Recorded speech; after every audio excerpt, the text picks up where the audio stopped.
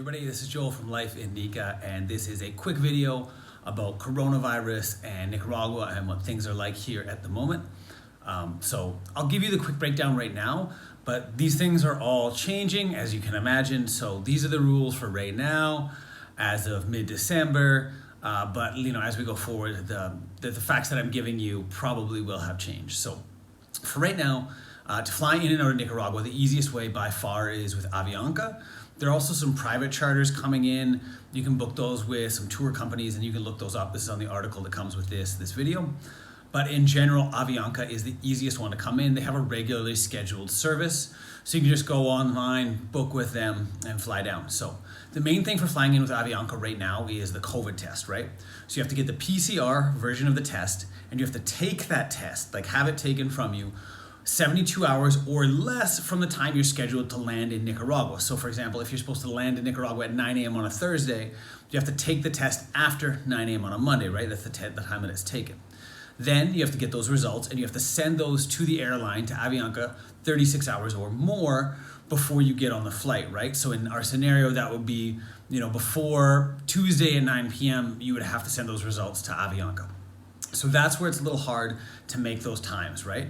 So get the test, take the test, get the results, email them to Avianca, and then have a printed version with you when you show up at the airport, and you're going to give that to the health authorities here in Nicaragua when you land. So you go through customs like normal, you show them a sheet of paper, they have a look at it, they read it, they make sure that your test was negative, and you're good to go. So that's definitely the easiest way to come in.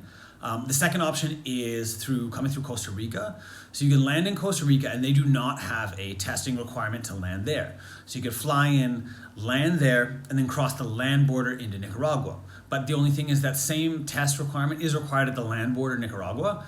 You have to show them the paper 36 hours or less. So if you can do it in the States or Canada or wherever you're coming from, then good. If not, you can get it done at a hospital in Liberia, which you can also check out in the article that goes along with this. And then you show the paper when you arrive at the border. I have heard the border, which is normally super easy, and it's like 20 minutes to cross. It's a little slower now, and you have to show that paper to like a few different people along the way. So just be prepared for that. It is doable, and you can come down. As for the COVID situation in the country, I'll get into this a little bit, but in general, things are super normal here.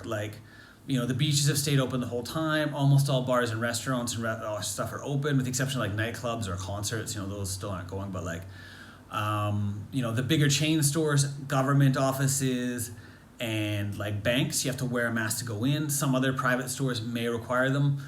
Some of them don't. Just depends on the private stores, the owner. A lot of them do not. A lot of them are, they might have some socially distanced tabled in the restaurants, but you don't have to wear a mask. Although, if you're, have any, reasons why you probably should have one on, right? All the just normal common sense stuff. There aren't any lockdowns here. There are no mandatory curfews, nothing like that. The government just suggests that you wear a mask. And obviously with those lack of mandates, if you're in a high risk group and you're coming down, you have to be a little more careful than maybe back home, because nobody else is mandating them. So you just have to have more personal responsibility. So that's for those ones, what it's like in the country. Vaccines, at some point, we'll probably get one. The government said they'd order them. They're not going to be mandatory. There's no mandatory vaccine order here, and the government is going to try and get some, but I would imagine later on in 2021 for that. So other than that, life is pretty normal. I feel pretty happy that we've been here this whole time. We haven't had to have those lockdowns. And a big reason why we haven't had as much of an impact here, in my opinion anyways, is the younger population cohort for Nicaragua. So again, in the article that goes with this, I show the population comparisons between, for example, the United States and Nicaragua. So the population pyramid for Nicaragua goes like this, right? Lots of younger people in the very lowest groups, and not nearly as many at the top end of the age group. Number of reasons for that: developing country, Catholic country, right? So lots of babies, so you end up with a lot more at the bottom. Whereas the United States pyramid sort of goes like this, and then tightens up at the top, right, with less people in those higher age brackets. So they have, for example, over 15% of people in the States are over 65, and they have a lot more people over 80, which is your extreme high age group, your extreme high risk group.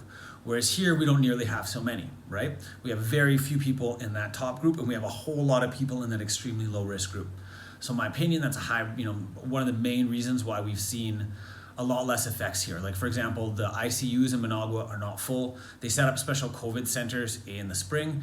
They're now converted back to normal They're now converted back into normal hospital operations. And yeah, I think those are some major reasons. Managua had more cases. Again, densely populated city, increasing your risk factors. Like San Juan, our life is outdoors, on the beaches. I mean, there's been cases here, but it's by far not overwhelming our system. And I think those are the factors for that. So that's it. If you're looking at coming down, like I said, this is just a quick video because this information is probably going to change, but I wanted to put something out there. If you're coming down, the main aspects are just those COVID tests, getting them. And I've got links in the article where you can check those out and you can see how best to get down here for you. So I hope this was helpful. The article I'll try and update. So the article that goes with this, I'll try and keep it updated. So it'll probably stay more updated than this video, but I just wanted to put something out for that. So hope you're having a great day. Thanks for watching. Bye for now.